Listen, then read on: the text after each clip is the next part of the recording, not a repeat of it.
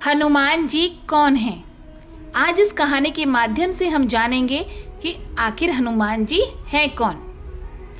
एक दिन पार्वती जी ने शंकर जी से कहा, भगवान, अपने इस भक्त को कैलाश आने से रोक दीजिए, वरना किसी दिन मैं इसे अग्नि से भस्म कर दूंगी।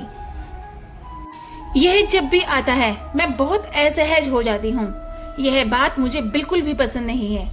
आप इसे समझा दीजिए, ये कैलाश में प्रवेश ना करें। शिव जी जानते थे कि पार्वती सिर्फ उनके वरदान की मर्यादा रखने के लिए रावण को कुछ नहीं कहती, अन्यथा वह चुपचाप उठकर बाहर आकर देखते हैं रावण नंदी को परेशान कर रहा है।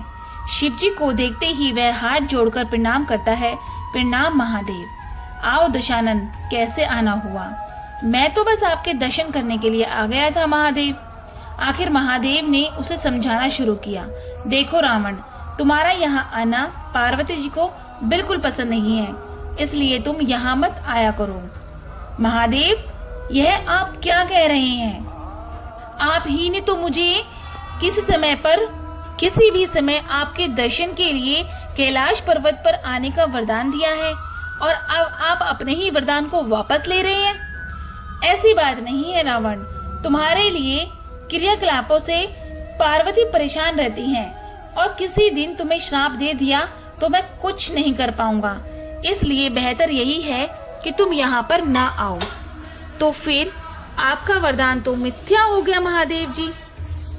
मैं तुम्हें आज एक और वरदान देता हूँ। तुम जब भी मुझे याद करोगे मैं स्वयं ही तुम्हारे पास आ जाऊंगा, लेकिन अब तुम किसी भी परिस्थिति में कैलाश पर्वत पर मत आना।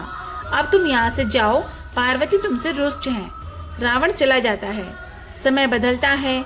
हनुमान जी रावण की स्वर्ण नगरी लंका को जलाकर राख करके चले आते हैं, और रावण उनका कुछ नहीं कर पाता है। वह सोचते सोचते परेशान हो जाता है कि आखिर उस हनुमान में इतनी शक्ति आई कहाँ से। परेशान होकर वह महल में ही स्थित शिव मंदिर में जाकर शिव जी की प्रार्थना आरंभ करता है। उसकी प्रार्थना से शिव प्रसन्न होकर प्रकट होते हैं। रावण अभिभूत होकर उनके चरणों में गिर पड़ता है। कहो दशानन, कैसे हो? शिवजी जी पूछते हैं। आप अंतर्यामी हैं महादेव, आप सब कुछ जानते हैं प्रभु। एक अकेले बंदर ने मेरी लंका को और मेरे दर्प को भी जलाकर राख कर दिया। मैं जानना चाहता हूँ कि यह बंदर जिसका नाम हनुमान है आखिर कौन है? और प्रभु, उसकी पूंछ तो और भी ज्यादा शक्तिशाली थी।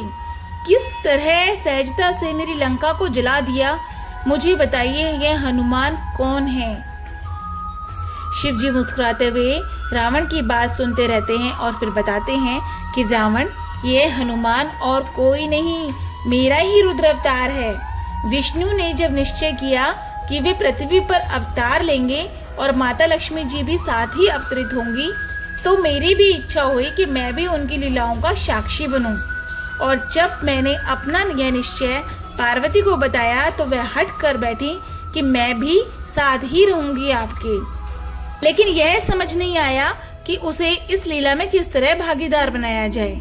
तब सभी देवताओं ने मिलकर मुझे यह मार्ग बताया कि आप तो बंदर बन जाइए और शक्ति स्वरूपा पार्वती देवी आपकी पूंछ के रूप में आपके साथ रहें, तभी आप दोनों साथ साथ रह सकते हैं। और उसी अनुरूप मैंने हनुमान के रूप में जन्म लेकर राम जी की सेवा का व्रत रख लिया, और शक्ति रूपा पार्वती ने पूंछ के रूप में उसी की सेवा के फल स्वरूप तुम्हारी लंका का दहन किया। अब सुनो रावण, तुम्हारे उद्धार का समय आ गया है, अतः श्री राम के हाथों तुम्हारा उद्धार होगा। मेरा परामर्श है कि तुम युद्ध के लिए सबसे अंत में प्रस्तुत होना, जिससे कि तुम्हारा समस्त राक्षस परिवार भगवान श्री राम के हाथों से मोक्ष को प्राप्त करे और तुम सभी का उद्धार हो जाए। रावण को सारी परिस्थिति का ज्ञान होता है, और वह उस अनुरूप वह युद्ध की तैयारी करता है और अपने पूरे परिवार को राम जी के समक्ष युद्ध के पहले भेजता है, और अंत में स्वयं मोक्ष को प्राप्त होता है। जय श्री राम, जय हनुमान, जय जय श्री राधे।